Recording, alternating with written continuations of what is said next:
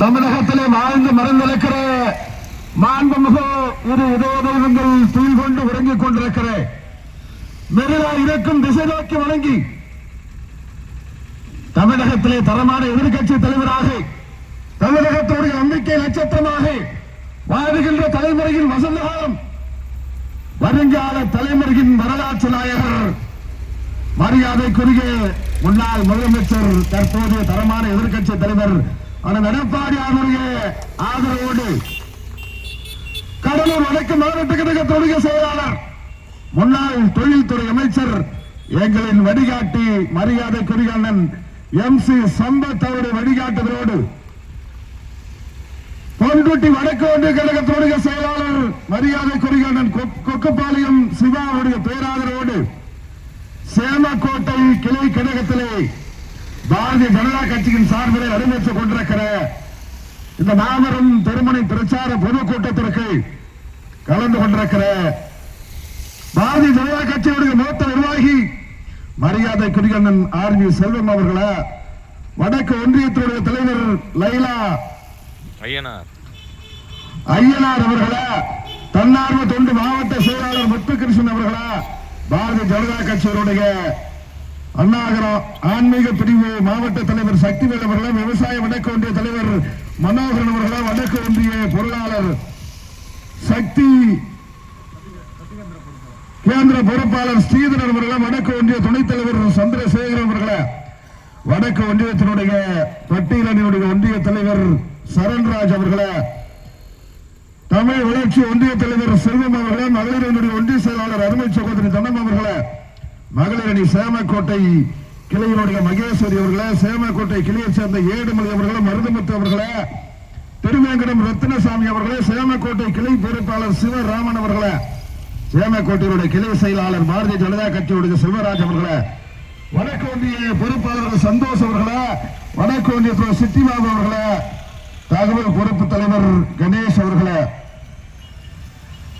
அனைத்து இந்திய அண்ணா திராவிட முன்னேற்ற கழகத்துடைய முன்னாள் ஊராட்சி தலைவர் மரியாதைக்குரிய ஐயா சிறப்பான முறையில தன்னுடைய அனுபவத்தை இங்கே உங்களிடத்தில் பகிர்ந்திருக்கிற மரியாதைக்குரிய ஐயா ராஜாராம் அவர்களே, சுப்பிரமணியன் அவர்களே, முன்னாள் கிளை கழக செயலாளர் தேவநாதன் அவர்களே, முன்னாள் பிரதிநிதி சத்யா சுரேஷ் அவர்களே, ஆசைமுத்து அவர்களே, சேமக்கோட்டை கிளை கழகத்துடைய காத்தவராயன் அவர்களே, சதீஷ் அவர்களே, பயணிவேல் அவர்களே, ஆறுமுகம் அவர்களே, கலியன் அவர்களே, பெரியசாமி அவர்களே, வைத்தியலிங்கம் அவர்களே, குமார் அவர்களே, ஜெயச்சந்திரன் அவர்களே, உங்கள் அத்தனை பேருக்கும் என்றும் நிலைத்திருக்கும் என்ற செந்தமிழில் முதல் வணக்கத்தை தெரிவித்துக் கொண்டு நாம் எத்தனையோ தேர்தல்களை சந்தித்திருந்தாலும் கூட இப்பொழுது இன்னும் 1 மாசத்திலே 2 மாசத்திலே வரப்போகிற தேர்தல் தமிழகத்தை காக்க போகிற தேர்தல். நல்லா சிந்திக்கணும்.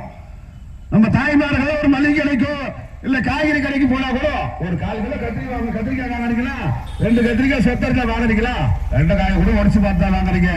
ஆனா 5 ஆண்டு காலம் நம் தமிழகத்தை ஆள போகிற உங்களுடைய எப்படி சொல்லாங்க அந்த மிகப்பெரிய வாக்கு வங்கியை அங்க பவர், அந்த பவரை நீங்க உணர மாட்டீங்க. யாருக்கு வாக்களிக்க வேண்டும் என்பதை விட வரப்போகிற சட்டமன்ற தேர்தலை யாருக்கு வாக்களித்து விடக் கூடாது என்பதை நீங்கள் தீர்மானமாக முடிவெடுக்க வேண்டும். ஒண்ணு இல்ல, 5 வருஷத்துக்கு முன்னாடி வந்தாங்க, பொய்யா சொன்னாங்க, எல்லா பொய்யும் சொல்லியாச்சு. இனிமே மறுபடியும் அடுத்த மாசம் வருவாங்க, கும்பலா வருவாங்க. என்ன பொய் சொல்றதுன்னு தெரியாம முடிச்சுக்கிட்டு இருக்காங்க.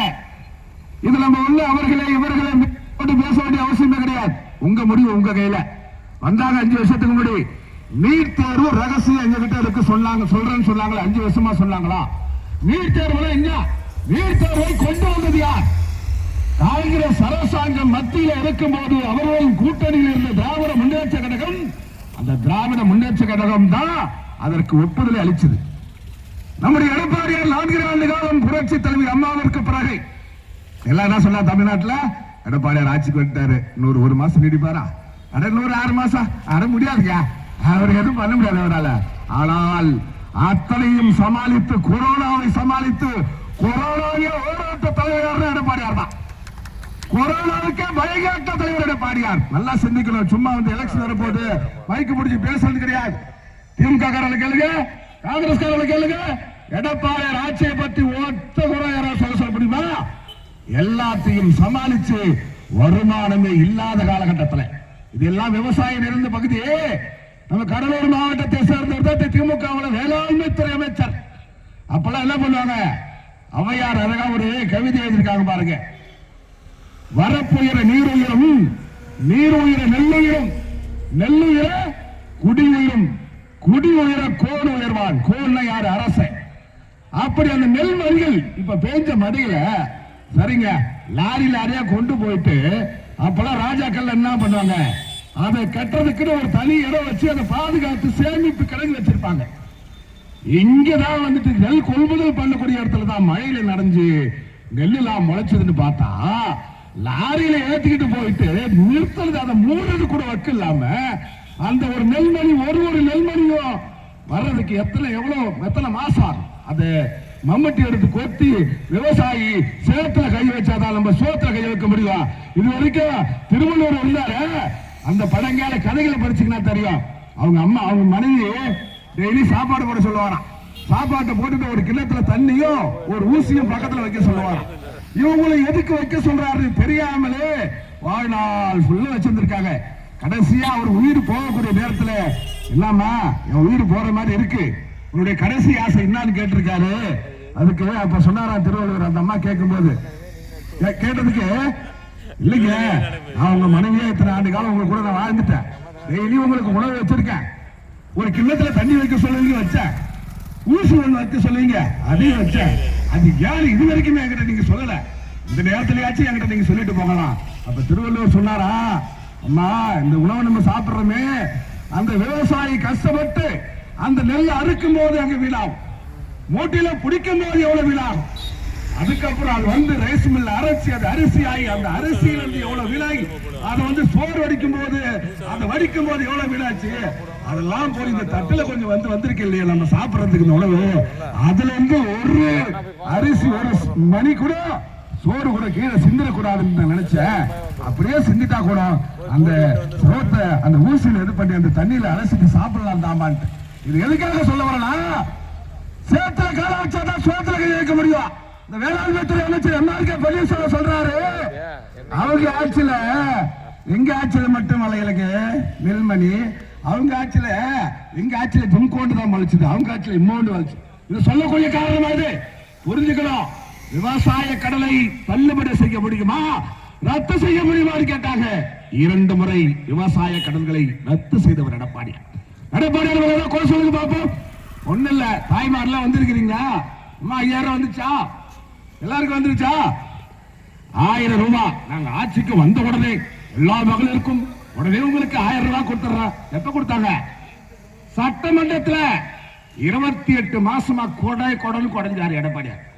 சொன்ன வாக்குறுதி நிறைவேற்றுகிறா, 520 வாக்குறுதி கொடுத்தீங்க, மகளிர் உரிமை தொகை மகளிருக்கு கொடுத்தீங்களா, கர்ஜிச்சார் சட்டசபையில் எடப்பாடியார். 28 மாசத்துக்கு அப்புறம் எல்லாருக்கும் கொடுக்கல.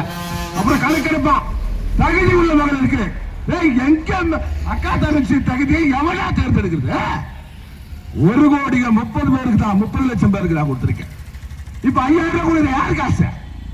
உன் வேலை ஒரு உதாரணத்துக்கு சொல்றேன், உனக்கு தெரியாத உன் வீட்டு பத்திரத்தை அடை வச்சு 1 லட்சம் ரூபாய் பணம் வாங்கிட்டு அது வந்து ஒரு 1000 ரூபாய் கொடுப்பாங்களா, அந்த மாதிரி கூட நாம 5000 ரூபாய் ஆட்சிக்கு வர முடியாது. தேர்தல் தேதி அறிவிக்க போறாங்க, காங்கிரஸ் அரசாங்கம் 10 மாசத்துல 10 நாள்ல நீ 5000 ரூபாய் கொடுத்தாக்க கோடை காலத்துக்காக 2000 ரூபாய். ஏன் போன வருஷம் கோடை காலமே வரலையா? நல்லா சிந்திக்கணும். ஏமாத்துறது மட்டுமே திராவிட முன்னேற்ற கழகம் என்ன, ஏமாத்துறது தான் உங்க குறிக்கோள். இதுவரைக்கும் அந்த கட்சியினுடைய சின்ன யாரு தெரியுங்களா? சின்ன யாரு? எம்ஜிஆர் ஒரு தலைவர் வாழ்ந்தார்னா அவர் தலைவராகணும், கட்சி ஆரம்பிக்கணும்ன்ற எண்ணமே கிடையாது. அப்படிப்பட்ட சூழ்நிலை பெரியார்கிட்ட இருந்து சிறிய கருத்து வேறுபாடு ஏற்படுது. திராவிடர் கழகத்திலிருந்து திராவிட முன்னேற்ற கழகத்தை அண்ணா ஆரம்பிக்கிறாரு ராபின்சன் பூங்காவில். இப்ப இருக்கிற மாதிரி பேஸ்புக், வாட்ஸ்அப், இன்டர்நெட், இமெயில் எதுவும் கிடையாது. எல்லாரும் வீட்லயும் ஒரு ரேடியோ இருக்கும். அப்ப கூட நியூஸ் ஒருத்தர் வாசிப்பு பாருங்க, ஆகாசவாணி செய்திகள் வாசிப்பது சரோஜி நாராயணசாமி. அப்படிதான் யார் வீட்டாவது ஆண்டு அனுப்பிச்சா அவங்க வீட்டுல டிவி இருக்கு போல இருக்கு. அந்த மாதிரி காலகட்டத்தில் செய்தியாளர்கள் சூழ்ந்து கொண்டு பேரறிஞர் அண்ணாவை பார்த்து கேட்கிறார்கள், பேரறிஞர் அண்ணாவே கருப்பு சிவப்பு ஒரு கொடி வச்சுட்டீங்க, சின்ன ஒருத்தர் கொடுத்துட்டார், இந்த சின்னத்தையும் இந்த கொடியையும் எப்படி மக்கள்கிட்ட கொண்டு போய் சேர்க்க போறீங்க? அண்ணா செத்துக்கிட்டே சொல்றார், எனக்கு கவலை இல்லைங்க, இந்த கருப்பு சிவப்பு என்கிற வண்ணத்தையும் இந்த உதயசூரியன் சின்னத்தையும் தமிழக மக்களுக்கு கொண்டு சேர்க்க வசீகர் முகமுண்ட என் தம்பி எம்.ஜி. ராமச்சந்திரன் இருக்கிறார் சொன்னார் தவிர கருங்காலி கருணாநிதி பத்தி சொல்லல. 28வது இடத்துல இருந்த கருணாநிதி அண்ணாவுக்கு பிறகு சூழ்ச்சி மூலியமா நெடுஞ்செழியன் இருக்கிறாரு, இன்னும் சம்பத்தின் ஒருத்தங்க இருந்தாங்க, இன்னும் பெரிய பெரிய ஆளா இருந்தாங்க. இவங்களெல்லாம் சூழ்ச்சி குள்ளநெறி தந்திரமாக உள்ள போன்று தலைவர் ஆகிறார். அப்ப ஒரு நட்புக்காக நட்பின் இலக்கணம் எம்.ஜி. ராமச்சந்திரன் புரட்சி தலைவர். இன்று மக்கள் மனதில் வாழ்ந்து கொண்டிருக்கிற 3 எழுத்து மந்திரிகள் எம்ஜிஆர். எம்ஜிஆர் ஒரே ஒரு மனிதன் தான், தெய்வ பிறவி. நண்பருக்காக அந்த உதயசூரியனை தமிழக மக்கள் கொண்டு போய் சேர்க்கிறார். பாட்டு பாடுறார், உதயசூரியனின் பார்வையிலே உலகம் விடுத்துக் கொண்ட வேலையிலே. வேட்டி கருப்பு சிவப்பு வேட்டி அப்படி வந்து முதலமைச்சர் ஆக்குறாரு. மறுபடியும் கருங்காலி கருணாநிதிக்கு திருட்டு புத்தி. என்னடா இந்த மக்கள் எல்லாம் நம்ப வந்துட்டோம், எம்ஜிஆர் மேலதான் பிரியமா இருக்காங்களே, கட்சி விட்டு நீக்கிறாங்க. அப்ப கூட அவர் தலைவர் அவர் நினைக்கல. மக்கள் புரட்சி ஏற்படுது, புரட்சி தலைவர் எப்படி உருவாகிறார்? மக்கள் புரட்சி ஏற்பட்ட தலைவர் நீதான் எங்களுக்கு வரலாம், அமலாம் தேவையில்லை. இதுவரை உயிரோடு இருந்தவரை ஒத்த பையன் தலைவரை எடுத்து ஆட்சிக்கு வர முடியல. அமெரிக்காவில் படுத்து கொண்டு ஜெயிச்சார் புரட்சி தலைவர் எம்ஜிஆர். இதெல்லாம் எதுக்கு சொல்றேன்னா, அந்த சின்னம் உதயசூரியன் சின்னம் ரெட்டையில எம்ஜிஆர் கண்டார், அம்மா கட்டி காத்தாங்க, அடுத்து எடப்பாடியில் காத்து வச்சிருக்கிறார். உதயசூரியன் சின்னம் யார் தெரியுமா கொடுத்தது? அப்ப தன்னார்காடு, கடலூர், விழுப்புரம் ஒருங்கிணைந்த தன்னார்காடு மாவட்டம் முகியோர் கோவிந்தசாமி ஐயா உழவர் உழைப்பாளர் கட்சி வச்சிருந்தார். அவருடைய சின்னம் தான் அந்த உதயசூரியன். அந்த உதயசூரியன் சின்னத்தை அண்ணா மீது ரொம்ப ஆசையா இருப்பாரு. அவர் மேல் இந்த பேர் அன்புனால அந்த சின்னத்தை தானமா கொடுக்கிறார். இது எதுக்காக நான் சொல்ல வரேன்னா, யாராவது நம்மளுக்கு உதவி பண்ணிட்டா திரும்ப அவங்களுக்கு உதவி பண்ணலாம் உபத்திரம் பண்ண மாட்டேன். கருங்காலி கருணாநிதி அந்த வகையில அப்படித்தான். சின்ன இவங்களுக்கு தான் நாளைக்கு வந்து பெரிய ஆளாயிட்டானாக்கா இவன் இருந்தாலும் சொன்னாங்க. அந்த குடும்பமே இன்னைக்கு அரசியல் வாழ்க்கையில் இருக்குது. ஒட்டு வாங்கிச்சாங்க. அவங்க புள்ள ஏஜ் சம்பளத்தை விடுப்பு மாவட்ட செல்லாத அந்த பொன்முடிக்காக அழிச்சு இன்னைக்கு பாரதிய ஜனதா கட்சியில் இருக்கிறார் அந்த ஏஜ் சம்பத்.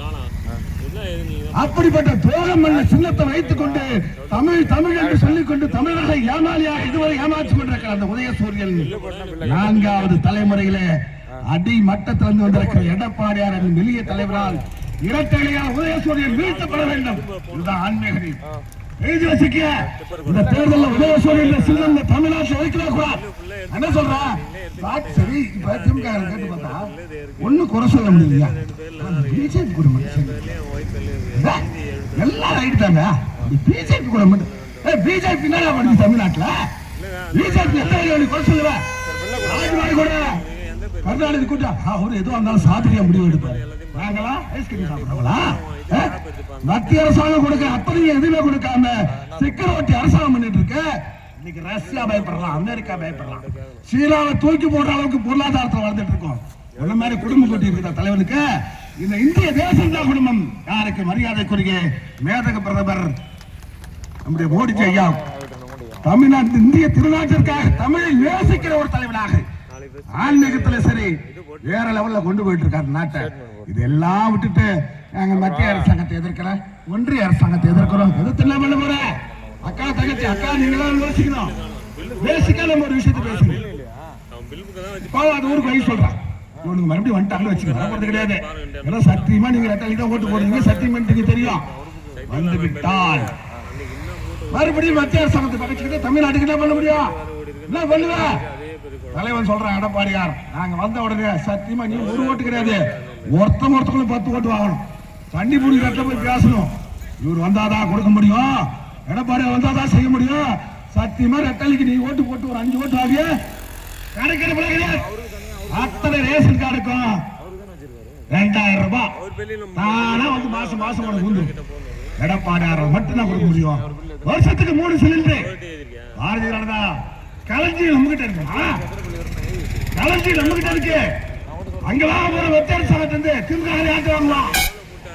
இப்ப 47 சுதந்திரம் அடைந்த பிறகு எத்தனை ஆண்டு காலமும் 4 லட்சத்தி சில்லறதான் கோடி கடல். இந்த 5 வருஷமே என்ன முடியல. 5 லட்சம் கோடிக்கு மேல வாங்கி 10 லட்சம் கோடிக்கு மேல கடலை வாங்கி ஓம் புள்ள தலையில ஏன் புள்ள தலையில ஓன் தலையில ஏன் தலையில எல்லாரையும் கடகாராக்கி வச்சிருக்காங்க. நல்லா புரிஞ்சுக்கணும். இன்னைக்கு தலைவர் சொல்லியிருக்கிறார் எடப்பாடியார் ஆட்சி பொறுப்பேற்ற உடனே 10,000 ரூபாய் கண்டிப்பா கொடுக்க முடியும். சத்தியமா கொடுப்பாரு. எழுதி வச்சுக்கீங்க. சூழ்ந்து கொண்டு கேள்வி கேட்கிறாங்க.